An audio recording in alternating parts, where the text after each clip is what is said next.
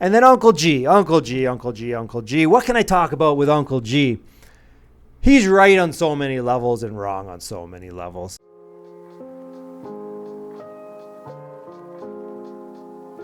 Hey everyone, welcome back to the Mark Loeffler Experience. Today and today only, I'm going to whine a little bit. I'm going to talk about the elephant in the room, a little bit one of my pet peeves. I'll say it softly so, I don't piss off some people. Seminar grads. Let's talk about them. You go to a conference. We were all just at the multifamily conference. We heard A-Rod, we heard Uncle G, we had dozens of other speakers on there. We heard about how to buy multifamily properties. Got it. So let's go out and write offers, right? No. What's the number one thing we need to do before doing that? What? Come on, comment down below. I'm waiting for you guys to comment and smash the like button. I never say smash the like button, so I should say smash the like button sometimes. Well, okay, deciding on strategy, deciding on where, deciding on how much. If you're raising money and it's your first big multifamily property, you should have money in the bank from those investors. Here's what we need to do. You should have talked to somebody who specializes in commercial financing to understand if you need a co-signer, if you need a qualifying partner, if you're the qualifying partner. Yes, definitely come talk to a realtor like myself. I can definitely help you through those steps. Okay, I get you own 2 or 3 small single families or small multis. And I don't mean to piss anyone off. I want you all to buy apartment buildings. Yet, I want you to know that there's certain steps. And you get excited at these conferences and you want to go gung-ho, and then you get pissed off when I say, hey, let's take a step back. Let's talk to the appropriate people. Let's get the strategy in place. Let's figure out what we're dealing with. And number one, you're not going to buy a 90 unit right off the bat, unless you're A-Rod and making $500 million a year. Not just money that the bank is looking for, they're looking for what your track record is. If something goes off the rails, can you fix it? Number one. Number two, they don't want that property back. They want to make their loan, make their interest, make their fees, and get the heck out and do their next deal. That's what they want to do. This is why I'm like, okay, went to the seminar, we're all jacked, go and buy a 100-unit apartment building, maybe. Right? I never say no. Let's never say no. Yet the multifamily space is super small. So you only get one chance to make a first impression. I get called all the time about, hey Mark, how do I get to the top of your buyers list? Even if you want to buy wholesale properties, if you want to be their number one call, you have to be a closer. It's quite simple. It's just that simple. Be a closer. Show us you're a closer and you will be our number one. Now, by all means, you can walk away. But if it's just because you haven't done your numbers correctly and then you get cold feet because the numbers aren't done correctly, analyze more deals and go raise that money for this type of deal. So there's going to be nuggets in this. In my rant today, there's going to be nuggets. Okay?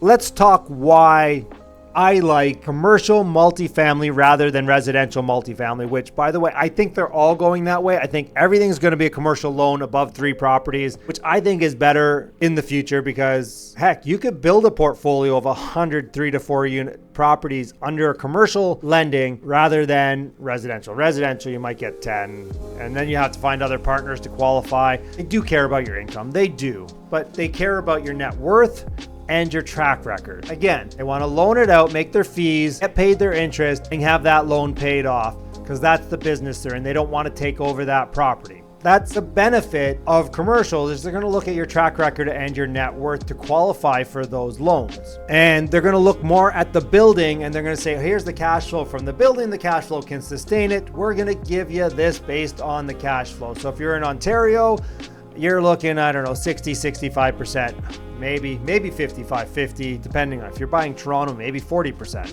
And if you're buying in Alberta, you're probably getting 70, 75%, maybe 80. On refinance, they look at the numbers as well. So in Ontario, you're taking that unit from $500 to $2,000. The benefit is that they don't care what the comparables are selling for because they don't matter. The neighboring building could be selling for $110,000 a door in Edmonton, but my building has better rents, better managed, has more cash flow. They're going to look at that and say, based on a cash flow comparison, your building is worth $160 a door, not $110 a door. So it doesn't matter what my neighbor sells for, which in residential, it absolutely does. So at the conference, if you were there, congratulations on taking a weekend and going out and educating yourself. And there was a lot of people there talking about education. I think there was a number of good courses there. I know there's some great companies there as well that you can work with. If you don't want to, you can just be a passive investor. All right, so let's talk about A-Rod and Uncle G. I actually liked A-Rod. I thought he was pretty straight, but it's pretty easy to buy 20,000 units when you make $500 million or more. I'm not saying he's wrong. He sold the basics of it. I thought he was a very good speaker. I would have asked a couple different questions. Yet, again, when you make $500 million, pretty easy to go out and buy 20,000 plus units. Once you've done that, you have recurring revenue. Okay, you're paying down debt. You can either refinance. You can do so much with that. Like, it's going to buy more buildings and more buildings. And it's just a continuation. It's like a drip.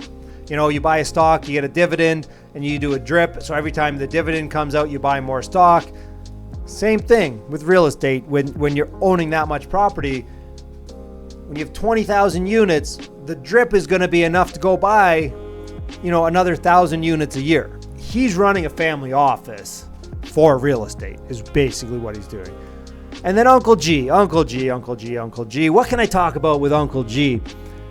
He's right on so many levels and wrong on so many levels. One of my favorite comments of the whole weekend, though, he was on stage and Seth asked him, I need work-life balance. Uncle G just Grant turned to him and said, sounds like if you were rich, this wouldn't be a problem. So the answer is just get rich. You're broke!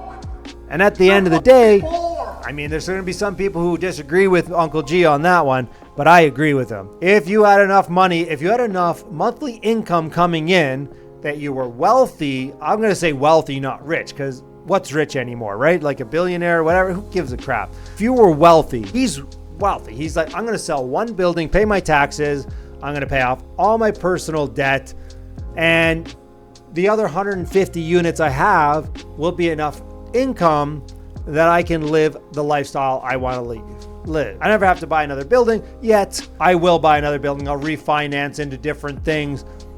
He'll continue to add, but he's like, I just don't need that stress in my life right now. That's wealthy. That is wealthy. After my rant, if you guys are still interested in multifamily in Southwestern Ontario or Alberta, hit me up on Calendly. It's in the link tree of my Instagram. So head over to my Instagram, DM me, hit up Calendly, book an appointment.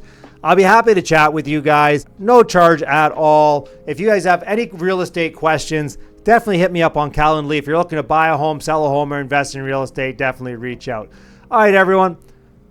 Have a great day. We'll catch you next time.